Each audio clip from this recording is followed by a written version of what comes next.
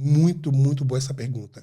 Lá, quando a gente começou, nós ouvimos vários médicos, várias famílias nos relatavam assim, eu fui falar para o meu médico sobre o canabidiol, o meu médico disse que para o meu filho não funciona. Eu falava assim, tá, mas como é que o médico afirmou isso se ele também afirmou que não conhece? Se ele disse um preconceito. Exatamente. É o conceito do preconceito. É um preconceito. Então, assim, mas eu acho que isso aí já está bastante superado. A maioria dos médicos hoje, assim, a grande maioria, principalmente dos neurologistas, que trabalham com essa parte mais da mente, do cérebro, praticamente todos eles já conhecem. Eu acho difícil ter um médico hoje no Brasil que já não tenha ouvido falar e não conheça o básico, pelo menos, sobre canabidiol e sistema endocannabinoide. Está reduzindo a resistência, né? Não só a resistência, como as famílias estão cobrando, as pessoas cobram. Porque, assim, quem decide o medicamento que vai ser dado para o seu filho é você, não é o médico. O médico, ele sugere o tratamento e quem aceita, quem assume, são os pais. Então, na verdade, se os pais eles podem pressionar os médicos por um medicamento específico. E é uma negociação entre a família e o médico de qual vai ser o tratamento dado para o seu filho. Legal. A gente não é obrigado a aceitar a primeira orientação que o médico fala. Você pode negociar. É muito comum você negociar com o médico e ele mudar a forma de tratar. Independente de canabidiol, não, né? Você está sendo tratado de uma maneira, você negocia com o seu médico, ele muda a forma de tratar para buscar uma forma mais saudável ou com menos efeitos colaterais. O bom médico, ele faz isso. Ele vai ver o andamento do paciente, fala assim, não está dando certo, vamos tentar outra linha. Ou uma combinação de medicamentos. Combinação, né? Isso então, é natural nos médicos. E o que tem acontecido é isso. Assim, a gente conversa com as famílias, a gente tem esse feedback e orienta isso também, exatamente isso. Leve para seu médico. Diga para ele, eu quero testar o canabidiol e vamos lá, o quanto você sabe sobre isso? Pressione ele. Ele vai correr atrás, ele vai buscar informação e com certeza vai orientar de maneira adequada. Entendi. Uma coisa que a gente sempre fala e nunca deixa de falar, o uso é medicinal, não deixe de fazer isso junto com o médico. Lógico. Porque, assim, às vezes, vou dar um exemplo. Uma mãe começou a dar o medicamento para o filho dela e ela deu o CBD num dia. No outro dia, ela me ligou desesperada que o filho dela estava totalmente vermelho. Meu Deus do céu, vou matar meu filho, deu canabidiol, meu filho está todo vermelho hoje. Eu falei, já procurou o médico? Não, mas foi só o canabidiol que eu dei. A única coisa que eu fiz diferente foi o canabidiol ontem. Falei, procura seu médico. No final do dia, a mãe me liga, Norberto, me desculpa, ele está com rubéola. Não tinha nada a ver com canabidiol. Então, assim, isso é uma coisa que a gente gosta de destacar, porque, assim, querendo ou não querendo, a maconha está no nosso subconsciente, está nos nossos valores como uma coisa ruim. Que a gente passou a vida inteira ouvindo falar que faz mal. Quando a gente começa a dar como forma de medicamento, principalmente para os filhos, qualquer coisa que aconteça diferente vai bater o desespero.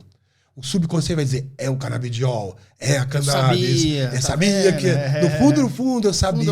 Olha aí. Pois é, então assim, isso vem quase que instantaneamente. Então assim, até para evitar que isso aconteça, a gente sempre orienta assim, não dê nada, principalmente se é tratamento médico, se é medicinal, sem que o médico, no mínimo, saiba que você está dando. Legal. Tem um comentário aqui da Silvia Sativa. Faço a vaporização de cannabis. Comecei em uma crise de pânico e ajudou. Nunca mais parei. E ela comenta embaixo. É necessário conversar mais com as igrejas evangélicas. São mais lúcidos quando entendem a situação. Qualquer pessoa, né? O deputado, Exatamente. mesmo que não seja da bancada evangélica, a gente tem são seres humanos. Eles têm seus preconceitos, seus medos e receios. E às vezes a sociedade civil, tipo nós, tem que ir lá explicar, não é bem assim, é assado... Porque senão as pessoas caem nesse problema de ficar fazendo tudo pelo achismo, né? Exatamente. Que não dá certo. E olha que interessante, ela falou que ela usa vaporizado. Uma coisa bem interessante que eu aprendi ao longo desses anos aí, que o vaporizado versus o fumado, vamos dizer o seguinte. O fumado você perde. Porque quando você está queimando, você está destruindo o CBD, o THC que estão ali dentro. Você destrói. Quando você vaporiza, aquele calor que você puxa ali, ele vem junto com o vapor e aí ele traz as moléculas e você não perde. Então, você não estraga o produto. Então, assim, entre o uso fumado e o vaporizado é muito mais saudável. A Silvia também falou que ótimo documentário, já assisti, recomendei, já compartilhei. Ana Maria falou, parabéns pela coragem. Quando você foi lá, o negócio estava meio escondido, né? Ana Maria fez uma pergunta também. A sociedade brasileira tem tanto conservadorismo, como é também no meio jurídico. Há grupo expressivo que entende a importância desse tratamento, que defende o que você conhece? Sim, tem advogados que se especializaram nisso aí. Aqui em Brasília nós temos alguns advogados conhecidos que eles mergulharam mesmo nisso aí. No Rio de Janeiro tem também o pessoal lá que é totalmente especializado. Eles não só se especializaram em toda a legislação, inclusive em termos de orientação. A pessoa quer que o plano de saúde pague. Eles já sabem todo o passo a passo, todo o roteirinho. Depois eu vou deixar os meus contatos. Deixa os contatos. Na descrição desse vídeo, nós vamos deixar o contato. Que aí eu passo os contatos desses advogados, dessas pessoas. Para que você vá atrás. Para que as pessoas possam correr atrás. Assim, eu não vou saber de cabeça todo o passo a passo, todo sequencial, mas a gente conhece quem conhece. Conhece quem conhece, é o que importa, né? Vamos lá, comentário da Silvia também. Vamos fazer barulho, reclamar para vereador, prefeito, deputado, governador, presidente. Vamos exigir nossos direitos. Muito bem, Silvia. Uma pergunta da Ana Maria. Na situação de trocar o tratamento, o uso do remédio prescrito, tarja preta, para o de base canabidiol, como ocorre essa transição? Ana, ele não é médico, tá? Opinião... Tá. Excelente pergunta. Vou até contar uma historinha que aconteceu antes de responder essa pergunta. Foi uma história muito interessante. Um dia eu cheguei em casa cansado, eu estava exausto e toca meu telefone. A gente não sabe como é que meu telefone vai parar no planeta inteiro. Já recebi ligação de tudo quanto é lugar que vocês possam imaginar. Nesse caso, era do Uruguai. Um pai do Uruguai estava nos ligando para saber informação como é que era esse lance do tal do canabidiol. E lá foi legalizado, né? Está liberado lá para poder vender. E foi logo depois que tinham liberado lá, ele nos ligou para pegar informação de como é que era essa história. Eu gosto de contar a história, que é uma história bem marcante. Beleza, eu estava muito cansado. Falei assim, Catiele, atende para mim. A Catiele foi ali no Portunhol, tentou explicar tudo para esse pai. Vou resumir bem a história. Esse pai tem uma filha especial. A menina passava o dia inteiro deitada no chão, batendo a cabeça. Meu Deus. E babando, né? Assim, não fazia mais nada. Só batia a cabeça o dia inteiro deitado no chão. E aí, o que ele fez? Ele resolveu comprar. Aí ele foi lá na Anvisa deles lá, né? No ministério que é responsável pela autorização. E falou assim, olha, eu gostaria de importar para trazer o canabidiol aqui para minha casa. Como é que eu faço? Ele falou, não, você não pode não. Você está autorizado a comprar aqui só na farmácia para uso recreativo, uso adulto.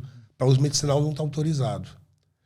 Ele pegou, não acreditou naquilo, não acredita nisso aqui. Aí o que ele fez? Ele trouxe de forma ilegal, que nem a gente fez, a gente explicou como é que faria, fez um contato nos Estados Unidos, o cara comprou lá no suplemento, escondeu no meio de umas canetinhas e mandou para ele. Aí ele recebeu, uns 2, 3 meses depois, a primeira seringuinha do canabidiol. Fez como a gente orientou. Pegou a menina dele, foi no médico. Doutor, filha, canabidiol, vamos usar? O médico virou para ele e falou assim, olha, se você falar mais qualquer coisa, eu vou te denunciar e você vai perder a guarda da sua filha. E foi expulso do consultório. Eles que não acreditavam. O médico, desde criança, desde bebê, tratava da filha dele e o médico expulsou ele porque ele disse que ia usar o canabidiol. Ele chegou em casa revoltado, com ódio, e fez o que não poderia fazer. Ele pegou os 7, 8 medicamentos da filha dele, tomava os fármacos, jogou no lixo. E começou a dar só o canabidiol. Foi abruptamente. Cortou um e começou com o outro. E aí, eu estou contando essa história porque 2, 3 meses após esse fato, ele mandou um e-mail para mim. Eu não conseguia terminar de ler o e-mail, tanto que eu chorava de emoção. E ele conta que ele fez isso, e aí ele voltou do trabalho, 2, 3 meses depois, a filha começou a melhorar, né?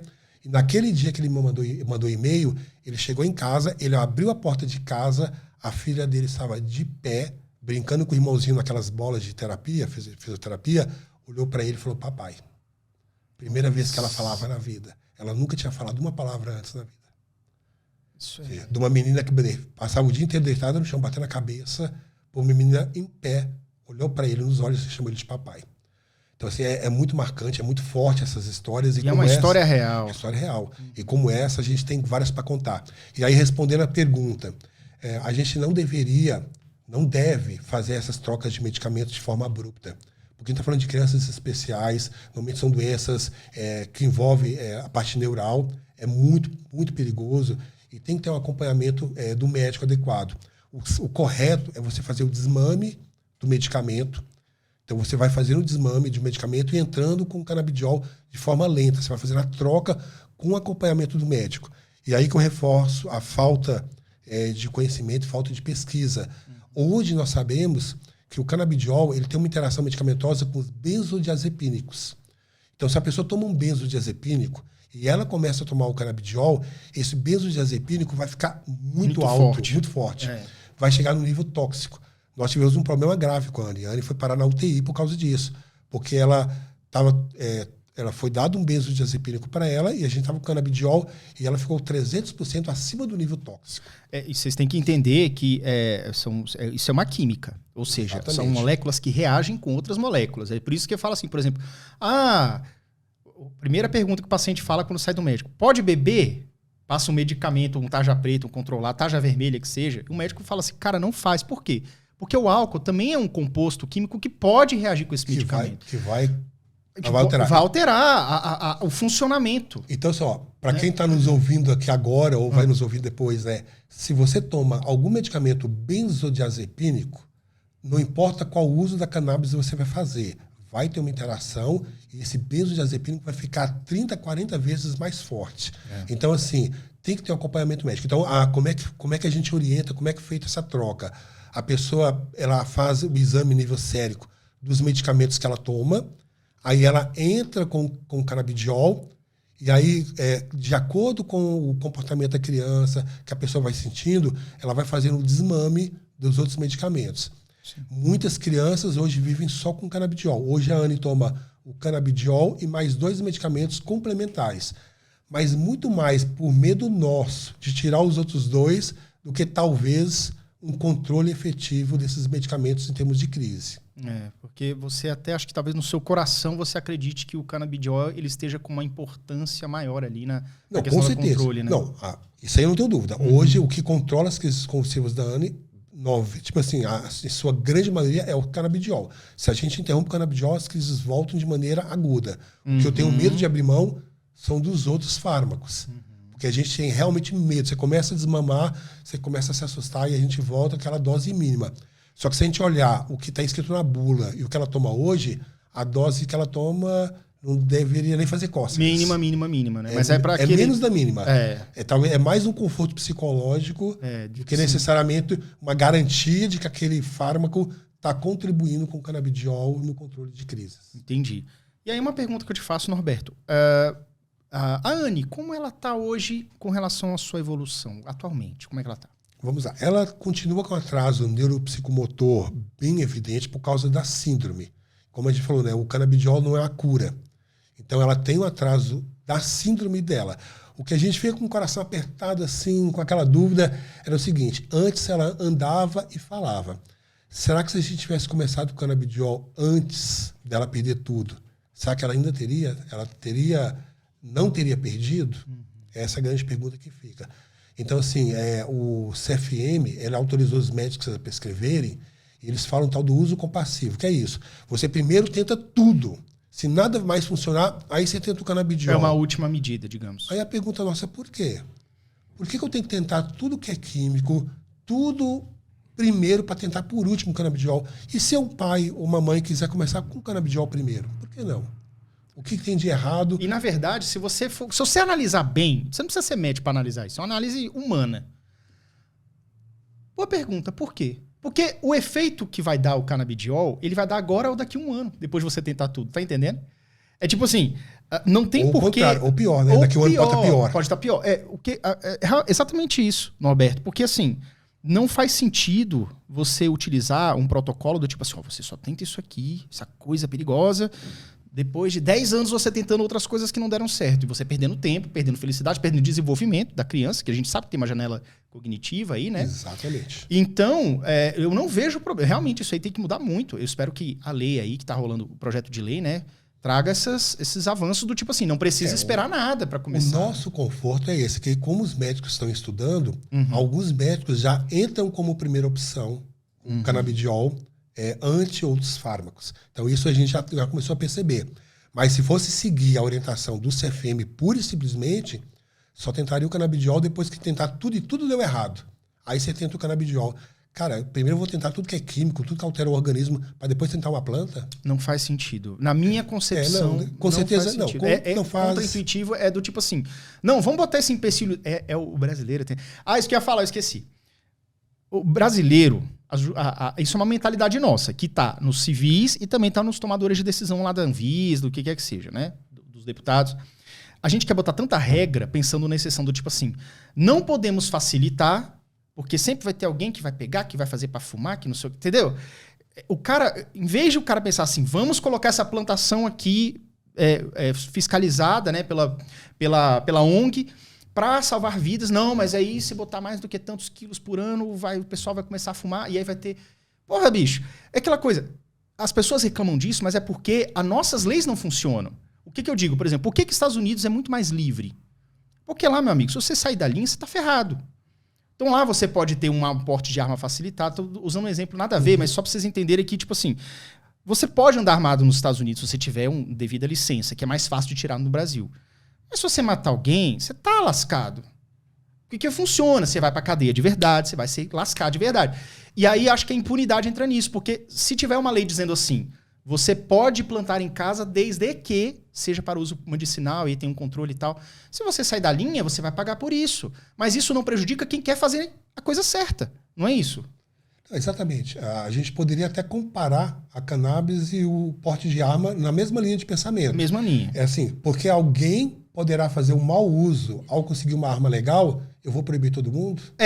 Então, porque alguém poderá fazer um mau uso da cannabis, eu vou prejudicar todas as famílias, crianças e velhinhos que poderiam fazer um bom uso medicinal? Botar barreiras idiotas. Então, o lance é esse. Então, assim, as nossas leis, elas deveriam ser para o padrão. Eu vou regular, porque é importante ter regulamentações, é importante ter padronizações, porque isso baixa custos, acelera processos, isso facilita. E tratar a exceção com exceção. Então, aquela pessoa que fez o mau uso da arma vai responder por isso. A pessoa que fez o mau uso do medicamento vai responder por isso. Pronto. E aí a pessoa realmente não deixa de ser o país da impunidade, as leis passam a realmente funcionar. É óbvio, né? Olha, para mim faz muito sentido isso. Tem pergunta aqui da Ana Maria. Na situação de trocar o tratamento... já foi na transição. Marca essa aqui, por favor. Uma outra coisa interessante também sobre tratamento, olha só. A Anne, ela usa esses medicamentos, fármacos também. Se a gente simplesmente pega o mesmo produto, só muda a marca, ela sente e pode ter convulsão. E olha que coisa interessante, do fármaco. Isso também é com a cannabis. Se você está usando uma planta e você passa a usar uma outra planta, você vai ter um resultado totalmente diferente. O processo de produção é diferente. Não, a gente sente, sabe onde a gente sente isso? No uso dos genéricos. Em tese, é o mesmo composto, eles são quimicamente idênticos. Deveriam ser. Deveria ser. Mas o próprio processo de produção, que aí é um segredo de indústria, né? O laboratório A não vai contar como é que ele faz exatamente igual para o laboratório B. Só sei que tem o mesmo composto, se vira para fazer. E aí eu acho que essa diferença na produção, na obtenção da química ali em questão, faz uma diferença no medicamento do final, no produto final. Né? Isso também tem tudo a ver com a cannabis também, seu uso medicinal e recreativo também, que hoje em dia não se fala mais nem recreativo, o pessoal fala uso adulto. Isso. Eu tenho uma coisa para falar aqui, só uma pergunta, essa Abrace, a ONG Abrace, ela fica na Paraíba? Isso, lá na Paraíba. Então a Abrace da Paraíba é exatamente essa que trata da maconha, não, do cannabis, tá? Gente, eu tô chamando o Selva Sativa de Silvia, é isso? Ô, Selva, desculpa. E é um rapaz, é um homem. Desculpa. É porque eu tô sem óculos. Gostei do apelido, né? Meu Deus do céu, chamando de coisa. Mas vamos lá. Desculpa, chegou um negócio aqui que eu não entendi. Desculpa, gente. Tá. Não, tudo bem. Eu achei que fosse minha mãe me ligando. Não é, não.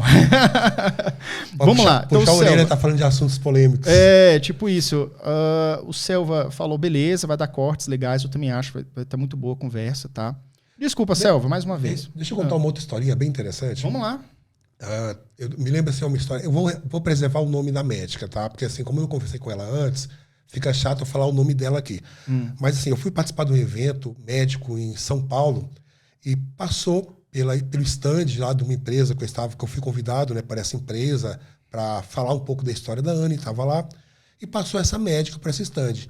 E a gente pegou uma seringa do medicamento mesmo que a Anne usava e demos para ela de presente. Olha, toma aí, leva para você testar.